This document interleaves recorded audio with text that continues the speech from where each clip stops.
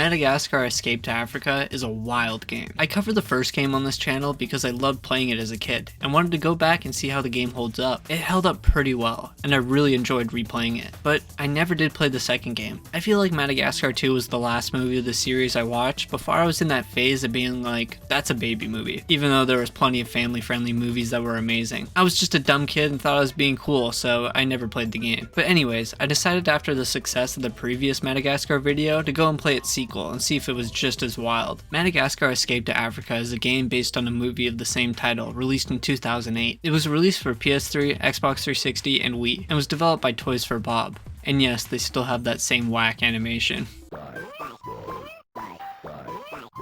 There was a side-scrolling version of the game released for mobile phones, developed by Glue Mobile, a 3D platformer for the DS by Amaze Entertainment that looks pretty scary, a port for the PC that looks the same as the PS3, 360, and Wii versions by Asper Media, and another port for the PS2 by Idle Minds, which is the version I played for the video. All these were published by Activision, and excluding the mobile and DS versions, they all play pretty much the same. The only thing changing between them is the graphics. The 360, PS3, and PC versions look the best, the Wii second best, and the PS2 is the worst looking, but it kind of made the game a little more fun. The game loosely follows the movie. They were being made at the same time, and they just got some notes about the movie and a few scenes, and they just made everything else up. A quick summary of the movie. It follows the gang of animals from the first movie crash landing in Africa, where they discover their ancestry, and struggle to fit into the wild after being in a zoo almost all their lives. So let's jump into the game now and see how it is. So right out the gate I fucked up. My OBS was being weird and would stop on whatever frame it was recording if I clicked away from the program. But if I clicked back on OBS, it would continue to work, but I didn't realize that until almost an hour into the recording. So I got over 50 minutes of the start of the DreamWorks logo with the audio of my gameplay. So for the first chunk of the video, I'm going to use some gameplay I found on YouTube, so shout out to whoever's gameplay I use. After getting through the DreamWorks logo, and also through the 2’s for Bob one,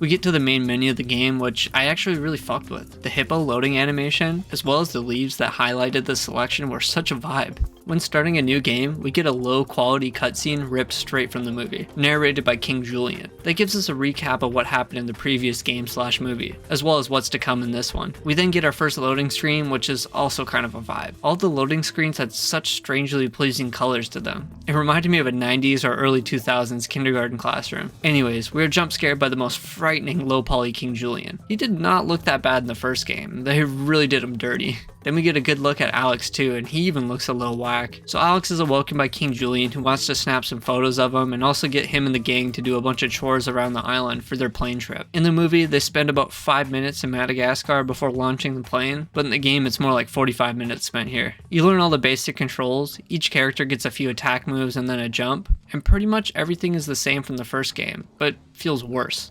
Especially the platforming. It felt super slow and sluggish. I was constantly falling off ledges due to weird glitches, and it didn't feel as good as the original. But the platforming isn't as big in this game. Yes, there are still parts with it, but I feel like the last game had its blend of platforming, combat, and then the odd minigame. But I feel like this game has a lot more minigames. The tutorial level is full of them. Catching these butterflies, racing, kicking the soccer ball, protecting the rocks, a diving competition, and so many more. Oh yeah, in this game Gloria can actually swim, and they break the fourth wall a bit and mention how you couldn't in the previous game. But after playing as the 4 main characters and getting to know their controls, we get to 1v1 King Julian in soccer, and I absolutely destroyed him 3-0. But you're gonna have to believe me because I've lost the footage for it. Julian breaks the fourth wall again and ends the game early, but Maurice reminds him that it's too early for that, and Maurice's voice sounded terrible. Sir, don't we have to load the plane, fly the giants home, and have all sorts of misadventures?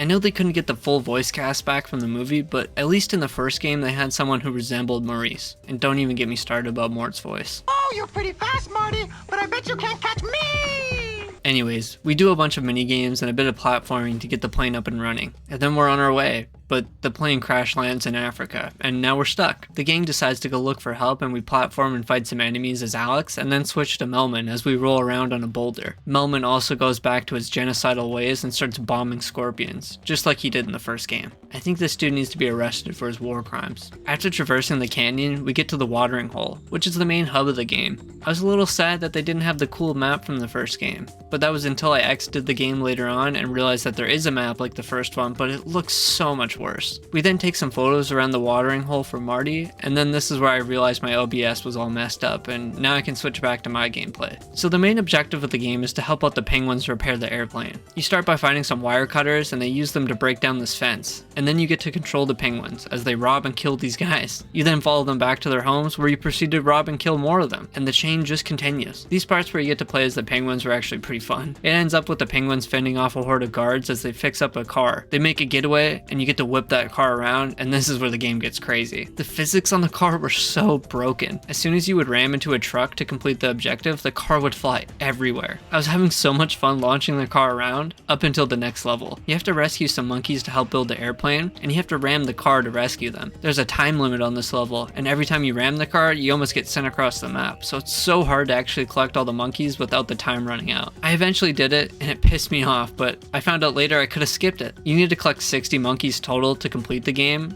and I could have skipped those last few in that car level, but I didn't know and ended up grinding it out. There are more monkeys hidden across all the levels, and every time you get to the next allotted amount, you can make progress on repairing the airplane. Collecting the monkeys felt really similar to Ape Escape, especially since you get the monkey's name and can go view them in the menus. You can even customize their little monkey habitat. So after I collected 10 monkeys, I went to the scrapyard and helped test a flight on this monkey-run helicopter. I didn't realize you gotta slow down on the landing on the first one, I just ended up crashing straight into the ground. After that, I headed back to the watering hole, did some fishing with the penguins that felt exactly the same as the first game. I then headed deeper into the watering hole and discovered Marty some new zebra friends, who you then get to race. I found Melman becoming a doctor to help out the other giraffes. You get to play this doctor minigame and it's really strange. It feels almost like a flash game or some kind of DS minigame. You just splash some medicine on different parts of this giraffe x-ray, and it's honestly one of the weakest minigames. Alex then stumbles upon a pride of lions, and after getting past some fruit thrown at him, he realizes that the head of the lions is his long lost dad. But before letting his son back into the pride, this other asshole lion Makunga makes Alex go through a rite of passage to officially join the tribe. In the movie, he just has to fight a lion, and he thinks it's a dance-off because Alex has lived in captivity for so long, and he gets his ass kicked, and also gets kicked from the pride, and has to wear the hat of shame. In the game, Makunga gives Alex a bunch of tasks to do that involve platforming and climbing around, as well as musical chairs, dodgeball, and hot potato. The sound effect used when completing musical chairs is the same sound when completing a task in Battle for Bikini Bottom.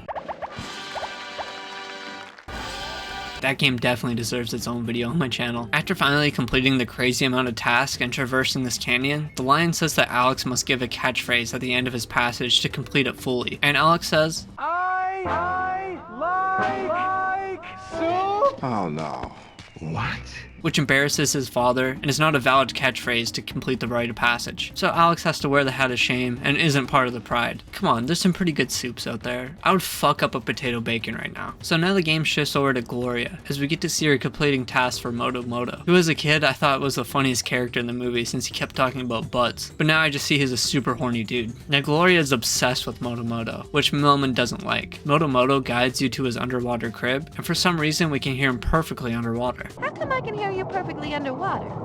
Must be because you so fine, girl. We collect some pearls along the way and fight some crocodiles before showing up to Moto's crib, where there's some other girls there too, which is a little sus. But let's just hope that the man with the big booty obsession is faithful to just Gloria. You then get to take control of Moto and impress Gloria with a dive, and I didn't know how to do this at first. I don't think the game ever tells you that you can do flips and grabs while in the air, and I had to search it up to get past it. We then water some plants and then do this mini game where you have to collect a specified amount of fruit in these baskets, and the other players can knock your fruit out of the basket. This might be the second worst minigame. Not only is it kind of boring, but it's super frustrating, especially when you're one fruit away from winning and all the NPCs roll up and just knock everything out of your cart. This one had me swearing at the screen. Fuck! The next minigame is just a bowl of strike using Gloria, and this broke my game for some reason, and I had to restart it. Then after this, Melman gets super suspicious of Moto Moto, and has King Julian take photos of Moto flirting with other girls. Man, I thought Moto Moto was the one. Melman confronts Gloria, and she gets mad at Melman for butting into her personal life, and it just ends right there. I then went back to the scrapyard and did a few things to progress the plane being built. Skipper calls in the war criminal Melman to do some union busting against the monkeys, who just want better working conditions. Melman rolls a boulder through their camp and scares the shit out of them. Then after the monkeys get back to work, we play this match 2 puzzle with them. I was close to the 60 monkeys I needed to complete the plane, so I went to exploring the watering hole to find the last ones. While exploring, I found an area where you get to play as Mort and get to platform and shoot yourself around in a ball like Sonic. That part was pretty fun, and then I ended up finding finding the rest of the monkeys I needed. After the plane is complete, we find out that the watering hole has been dammed up and we must go destroy the dam. In the movie, the dam was built by tourists as they try to survive in the wild after the penguins steal their car. In the game, it's not really explained, and we just take control of this airplane and we just start destroying this village the people made. I'm sure Melman loved this part. After destroying the village, we kick some bombs at an old lady as Marty, and then we finally destroy the dam. We get a cutscene with the main gang, and Alex is happy he was reunited with his father, even though he was shamed from the pride, and that was never resolved. Gloria realizes Melman was her true love, even though the last time we saw them, she was pissed off at him. And then Marty doesn't really say much. You don't really play much of him or Melman in this game, and just like that, the game is over. We then get some credits as it pans around the watering hole with all the characters from the game. In the movie, of course, there's a better, more fleshed out ending, where we get more in depth with all the characters. I know I didn't complete everything in this game. There's this volcano level that I never got to, but I was pretty happy with what I played. I only went back to check out the minigames. There was a bunch of ones that we already played during the story. There was a volcano dance one, and I assume it's from the level I missed. But there's a chess minigame that's actually super fun, and you couldn't get away without including mini golf. That was one of the most standout minigames in the first one. But how does this game compare to the first one? I don't think that this game is better than the first one, but I still really enjoyed it and had lots of fun. The first game had some pretty solid platforming and combat, with some fun minigames thrown into the mix. I feel with the sequel, they put less time into polishing the platforming and combat. The platforming felt pretty slow, especially when you played as Alex and had to balance along these beams. It slowed it down so much. It felt pretty unresponsive too. Every time I jumped, I was just praying I would actually make it to the next ledge. The combat wasn't anything crazy, and it was just smacking around enemies or throwing projectiles, and none of the enemies actually felt like a threat. And then the minigames. There were quite a few minigames in this one, and a lot of them were surprisingly good. It definitely kept the game from getting stale, and if you're going into this game for the story, it's barely there. It's a licensed movie game, so just go watch the movie. It's the fun gameplay you're here for, and I can sum up the game into that one word: